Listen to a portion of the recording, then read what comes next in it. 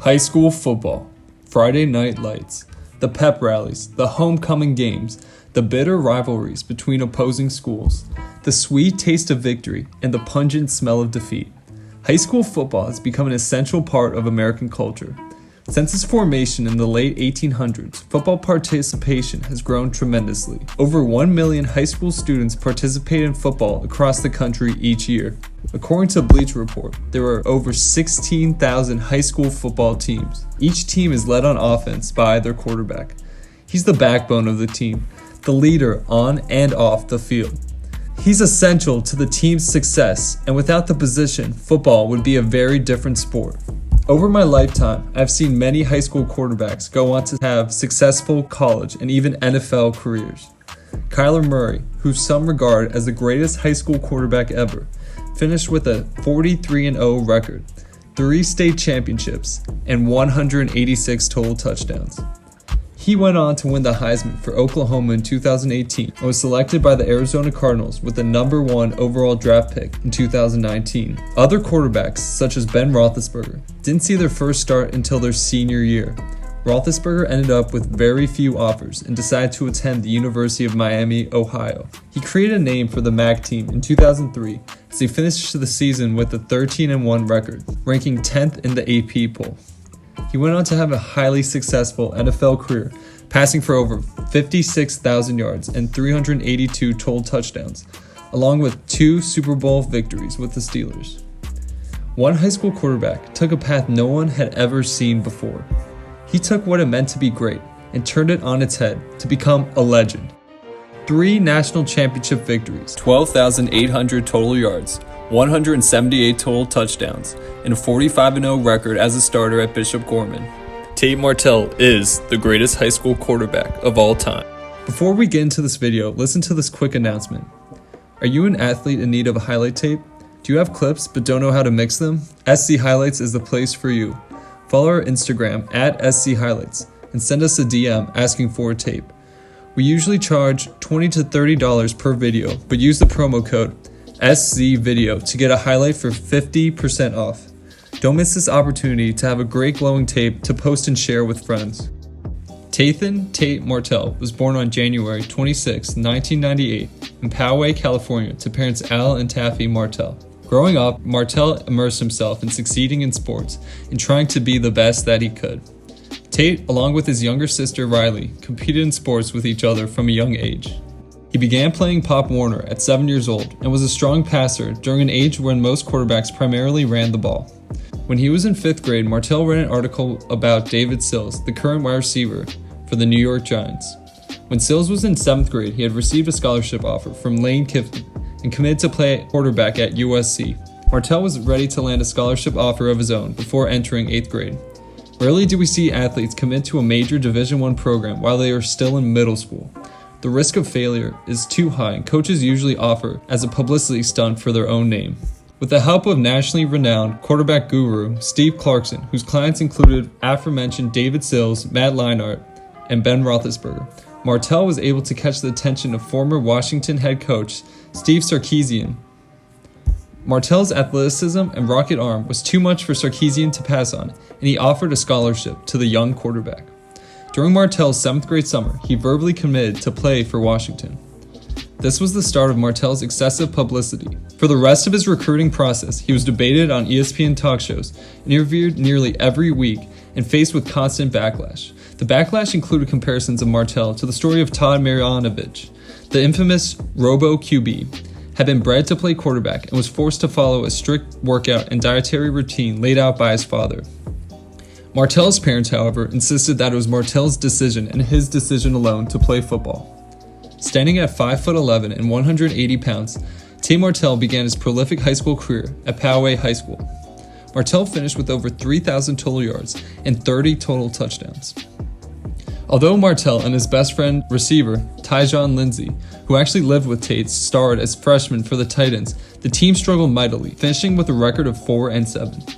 Worried about how the lack of winning would affect his recruiting and his high school career, Martell and Lindsey transferred out of Poway and moved to Las Vegas to play for the football powerhouse, Bishop Gorman High School, who had won 5 straight state championships at the time of their arrival.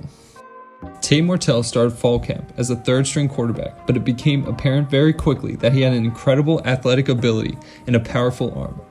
Bishop Gorman coach Kenny Sanchez stated that although he had the arm, he didn't know the offense. Well, not yet at least. You see, Tate Martell possesses an incredible work ethic and love for the game that helped make him elite while in high school. He was able to quickly learn the Gales' offense and was ready to suit up and play. Tate started the season as the backup, but he would seize his opportunity to land the starting job in just the second game of the season against Servite. Bishop Gorman's offense sputtered to just a 1-point lead over Servite towards the end of the first half. Sanchez made the decision to put in Tate on the final drive of the first half. Martell marched the offense down the field, and a run from Russell Booz helped put the Gales up by 8. Martell led the Gales to 5 straight scoring drives to open up the second half of the game, as he threw for 3 touchdowns, including one to Cordell Broadus, the son of legendary rapper Snoop Dogg, and finished with 110 yards on the ground. Martell continued his early season success, picking up wins over the number 1 team in Utah in Bingham High School in overtime, and the number 9 ranked Corona Centennial Huskies in a 43-42 victory, as he finished with 3 touchdowns and over 300 yards after the Gales elected to go for the 2-point conversion. Martell completed the short pass to pull off the risky play and win the game. Martell's biggest game of the season came when the number 2 nationally ranked Bishop Gorman Gales faced off against current Dolphins quarterback Josh Rosen and the number 1 team in the country, St. John's Bosco, in a game that was televised on ESPN. In a 34-31 victory, Martell threw for 2 touchdowns and demonstrated an excellent ability to extend plays when there's pressure. Martell outplayed the number 1 overall recruit in the class of 2015. In the Nevada State Championship game, Martell threw just 9 passes that resulted in an astonishing 6 touchdowns, and he rushed for 1 as well, en route to a crushing 70-28 victory over Reed. After finishing the season undefeated with 15 wins, the Bishop Gorman Gales were declared national champions for the first time in the school's history. Martell finished with an outstanding 40 passing touchdowns to just 2 interceptions. He accumulated 2,970 total yards and rushed for 5 scores as well. He finished that season with the highest quarterback rating in his career at 141.3. Martell was also named USA Today's 2014 All-USA Second Team QB, as the first team selection went to aforementioned Josh Rosen. Something you have to love about Martell during his time at Bishop Gorman, his incredible self-confidence during games, and his ability to control the offense.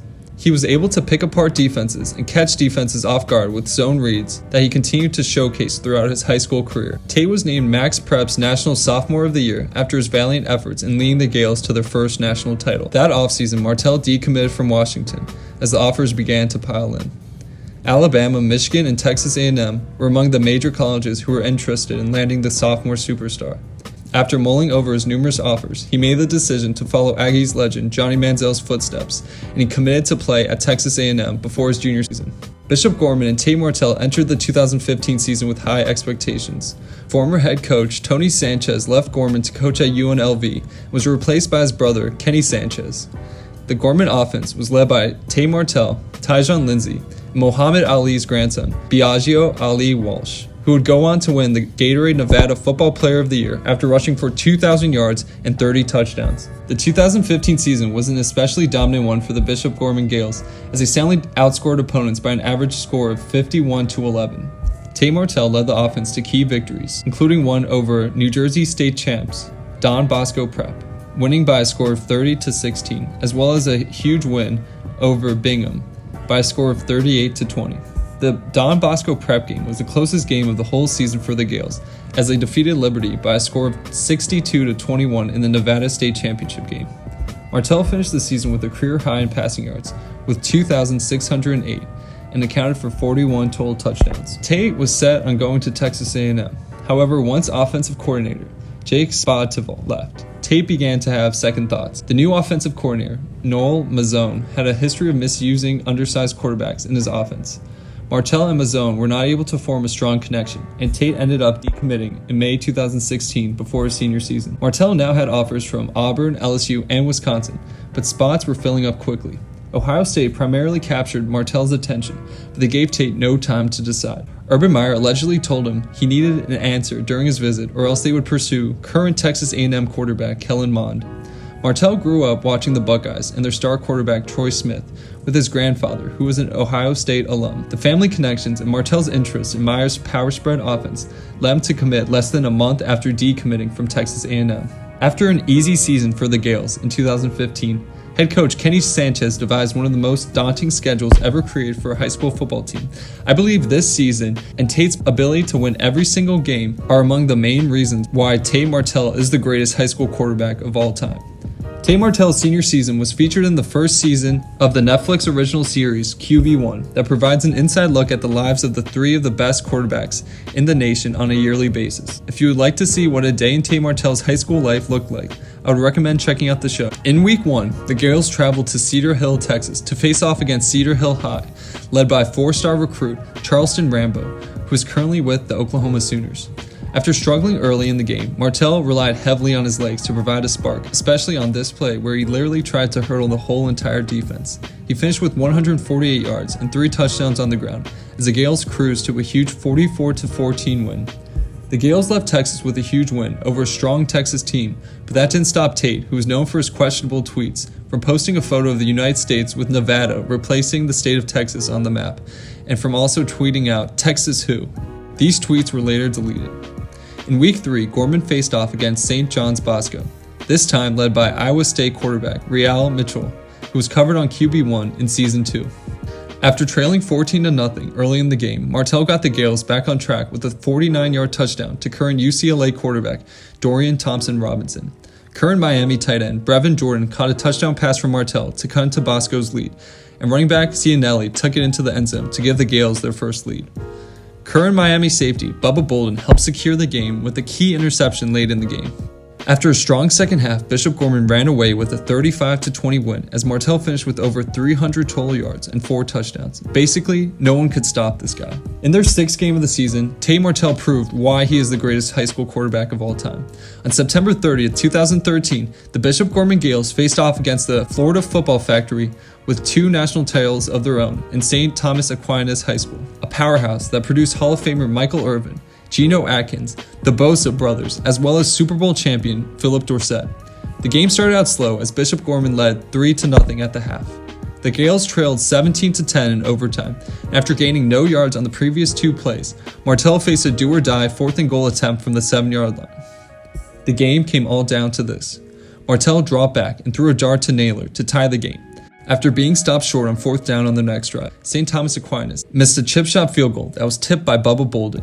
In the 3rd overtime, Martell again connected with Naylor for a score while trailing by 7.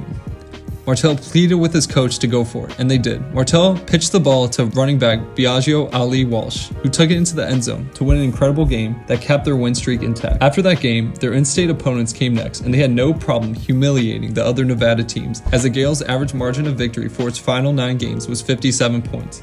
Even Martell stated that they played against probably the toughest schedule anyone has ever seen, and they went and got it done. I mean, it's ridiculous when you look at the statistics. They beat a St. Thomas Aquinas team that finished 6th in the national ranking. They beat a Texas powerhouse in Cedar Hill. They demolished another Florida team in Cocoa. They had no trouble taking down Kahuku, and they beat out a St. John Bosco team that finished 5th in the national rankings. They outscored these opponents 185-75, with 4 of the 5 wins by double digits. Martell was awarded the 2016 Gatorade Football Player of the Year award after throwing just 1 interception in his final season. Martell competed alongside 9 other Ohio State football commits in the U.S. Army All-American game, where he ran in for an 18-yard touchdown.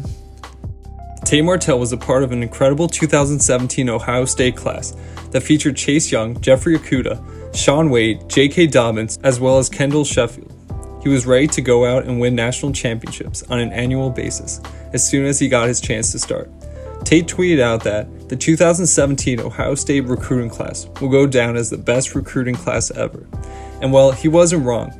Chase Young and Okudah are projected top 5 picks in the 2020 NFL Draft and were leaders of a defense that allowed just 156 passing yards per game. Tate Martell was Ohio State's highest-rated quarterback recruit since Terrell Pryor from the 2008 class. His expectations were high once he landed in Columbus, but unfortunately those expectations turned into a disappointment. After redshirting the 2017 season, Martell was in a battle with Joe Burrow and Dwayne Haskins to become QB1. The 6'3" quarterback Haskins beat out Martell as Tate was relegated to the backup position. Martell played well in his limited action with the Buckeyes as he went 23 for 28 on pass attempts for 269 yards and a passing touchdown, and added more than 100 yards rushing and 2 touchdowns from the ground. Heading into the 2019 season, the starting job seemed to be in Tate's hands. Unfortunately for young Tathan, it was announced that Justin Fields, the 5-star quarterback who spent his freshman year with the Georgia Bulldogs, would transfer to Ohio State. Tate tweeted that he wouldn't leave, but then a few days later announced he was transferring to play for the Miami Hurricanes.